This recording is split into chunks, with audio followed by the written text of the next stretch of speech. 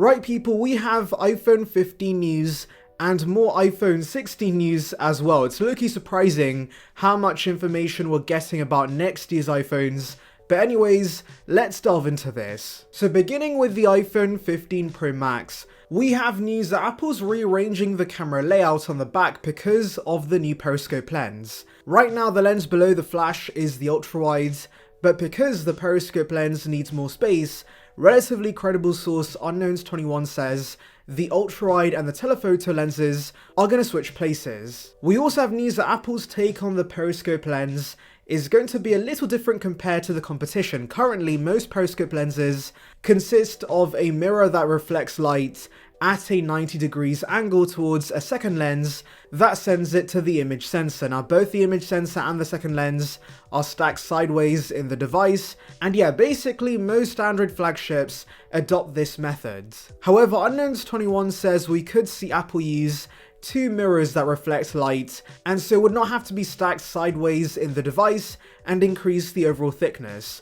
There's also actually a patent showing this exact layout, so clearly Apple's been working on this. Now interestingly, this layout's very similar to what Sony does with their Xperia devices, which offers variable zoom. Now this, as the name does suggest, can go between 3.5x to 5.2x, and works similarly to an actual camera. Now Apple also offering the same would make sense because, number one, Sony is the one that supplies the lenses and sensors for Apple's phones, but also currently on other flagships, they usually have a regular telephoto lens alongside the periscope zoom module. So when you need to only use up to 3x, the phone uses the regular telephoto, and it's only until 10x where the periscope kicks in. So 4x to 9x is basically just a digital crop, similar to what Apple does with 2x on the 14 Pro. However, with a variable zoom module, there would be no need for a regular telephoto lens, and the periscope zoom module can simply go from 3x to 6x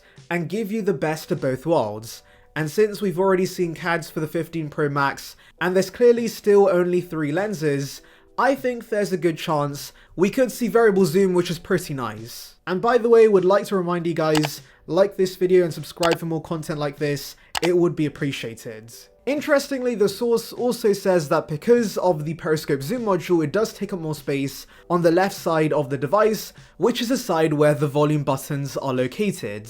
So there is a chance this was the limitation Apple was facing that ultimately resulted in the haptic buttons being cancelled. They might have not had enough space to put the additional haptic engines when the space is required for the periscope lens, but next year with the bigger sizes, they should be able to give us both these features. So overall, these are pretty interesting changes for the cameras on the 15 Pro Max, and I'm slightly more excited now, but of course, I'm still going to have to test this in real life situations to see how useful this really is. As someone who does occasionally use my phone as a B-roll camera for videos, if the zoom does make a difference, I might consider upgrading, even though I did recently say I wouldn't, but hey, maybe Apple's gonna impress me. Now for those who prefer the regular size but want this periscope lens, unfortunately you're out of luck this year since this will be a Pro Max exclusive. However, Minchiko does tell us that next year's base Pro should thankfully get all these upgrades.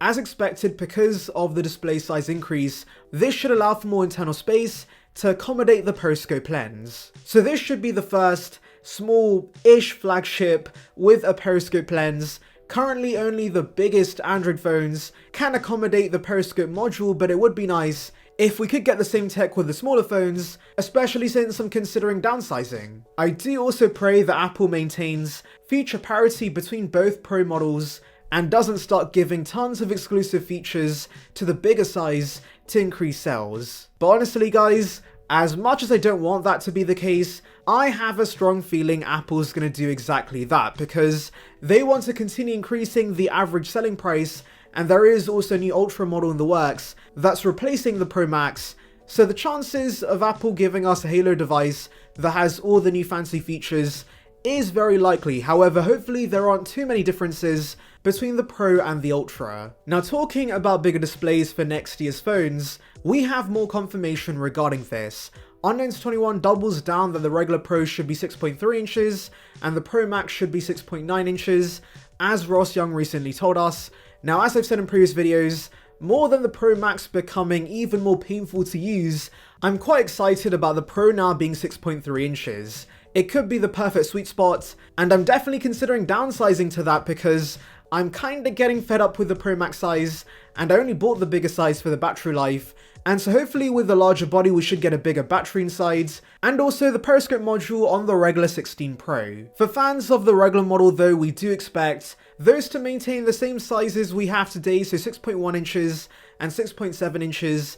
I will say though, I'm quite surprised Apple still plans to produce a plus size, since there's been so much evidence. Apple's disappointed with the sales figures of the Plus, and so why keep it? Especially since the Mini also flopped and was gone within 2 years. I think it's better we just go back to one regular size, like the iPhone XR and the 11. Moving to some production tidbits, we have details a large portion of iPhone assembly for the highest end models are moving to India, and specifically with a company called Luxshare, which is great because it's not fantastic that Apple relies so much on China and Foxconn. Remember, the 14 Pro was massively supply constrained within a few weeks of release because of lockdowns in China, so having all your eggs in one basket is never a good idea, and if Foxconn has shutdowns again, India's now going to be able to produce the remaining orders. They're now going to be shipping 45 to 50 million iPhones compared to 20 right now with the 14 series, so that's a massive increase. Finally, let's talk about micro LED. There's been reports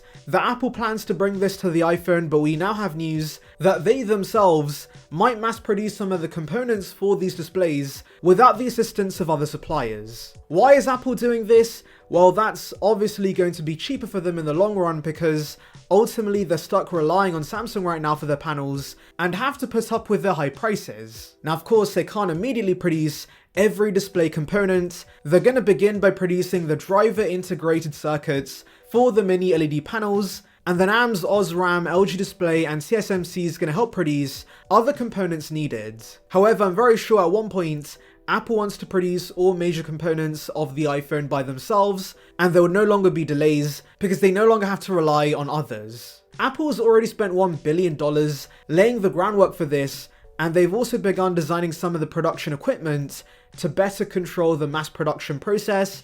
However, mini LED being a relatively new tech, there are still technical challenges and of course a very high manufacturing cost, and so for the time being Apple's going to give this to the Apple Watch, possibly the Ultra first, because it's much easier to produce smaller displays, and then eventually the iPhone gets this. Either way, I'm excited micro LEDs in the works, because it's an upgrade over OLEDs in every single way, since we get higher brightness, decreased power consumption, better contrast ratio, and of course, a lack of burn-in. Anyways, let me know your thoughts in the comments. Make sure to like and subscribe for more content like this, and thank you for watching.